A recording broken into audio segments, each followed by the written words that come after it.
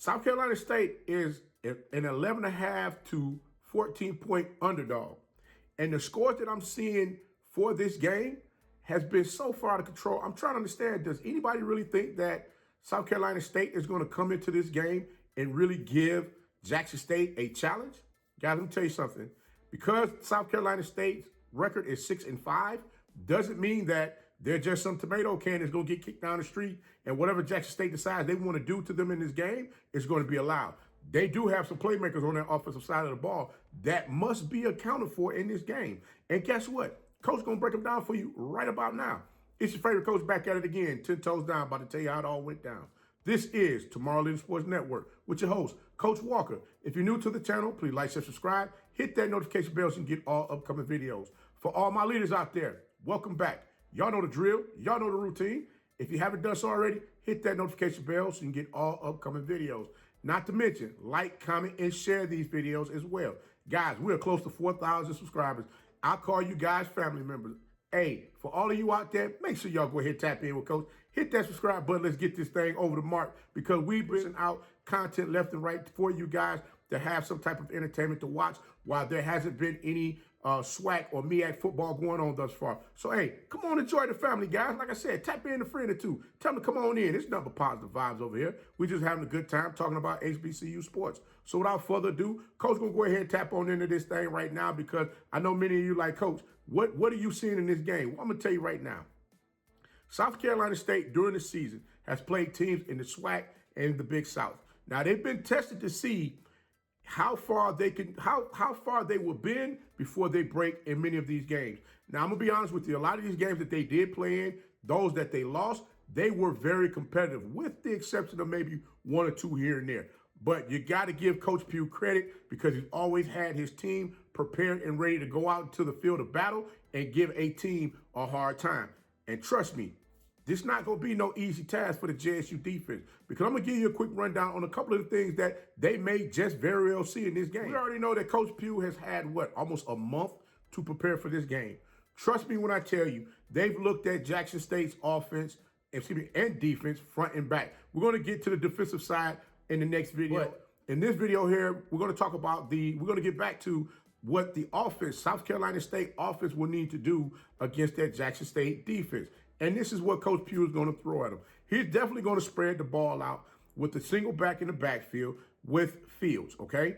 Now, he's going to run RPO with the single back. Now, he will also go into pro formation, and he likes to run some counter plays as well. Crazy thing everybody got to pay attention to, Coach Pough is going to use every daggone running back that they have on that roster if they can get out there and tote that ball. If they've been productive this season, guess what? They'll be in this game coming this Saturday. Kendrell Flowers is that number one guy. He's that dog that's in the backfield.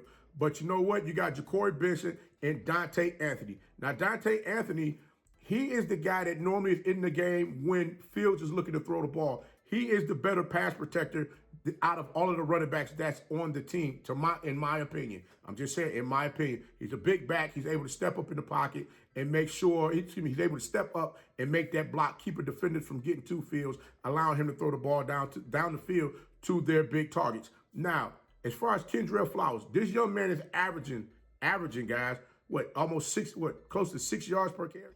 If you do not stop him before he gets started running that ball out the backfield, I'm going to tell you now, it's going to be tough sledding for Jackson State defense. I'm just being honest with you. That young man there, he's a slasher. He finds ways to make himself small to get up in those holes. And if you come at him in the wrong angle, he's gone.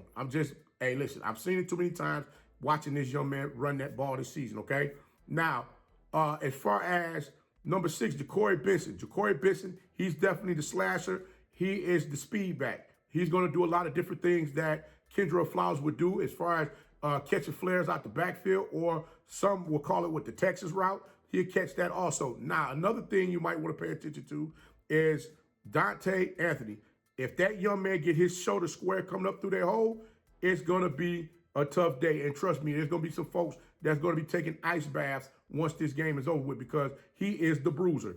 All right? Now, remember, running the ball is South Carolina State's bread and butter. Coach Pough is going to look to establish the running game before he get to flying that ball all over the field. If by chance South Carolina State get behind in this game, you can expect Coach Pough to deviate away from the running game and go a little bit more pass heavy to see how they can get themselves back in the game. Don't get it twisted. Now, I mean, listen, South Carolina State has some receivers on their team that can catch that ball. And they got they got a couple of big receivers out there.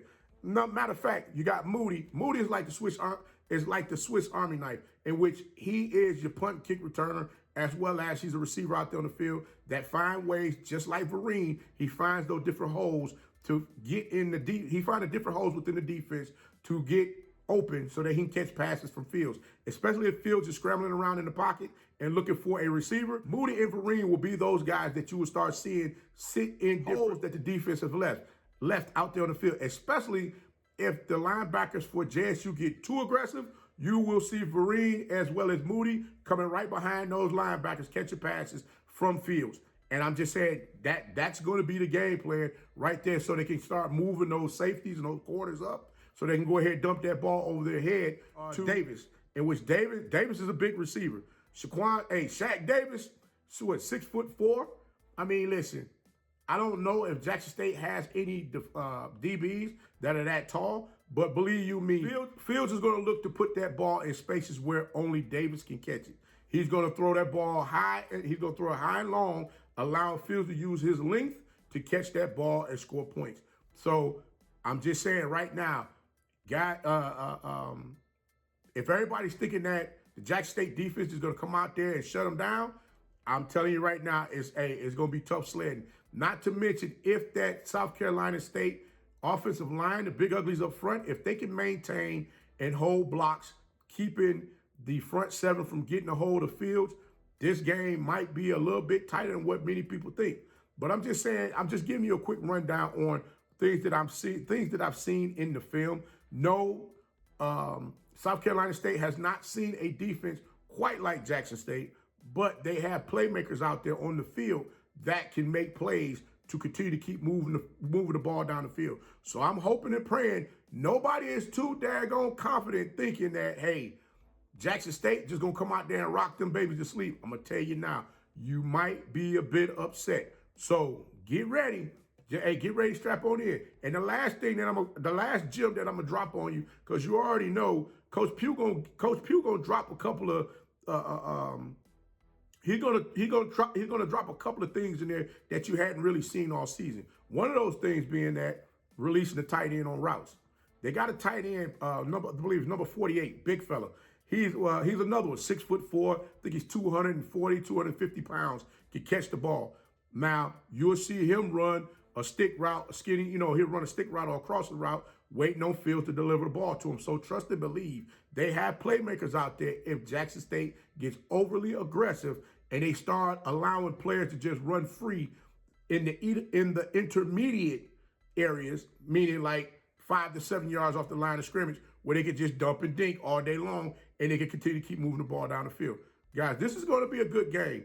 I just wanted to give you a quick rundown on some of the things that I've seen Coach Pough do with the South Carolina State offense, in which Jackson State really needs to pay close attention to what's going on and not just come out there thinking like we got this in the bag. Because believe me, Coach Pough looking to come punch y'all in the mouth and take that trophy back to the MEAC, to South Carolina State University, say we are the Celebration Bowl champions. Until next time, if you like the content, please like, share, subscribe. Hit that notification bell so you can get all upcoming videos. And remember, be the one and lead.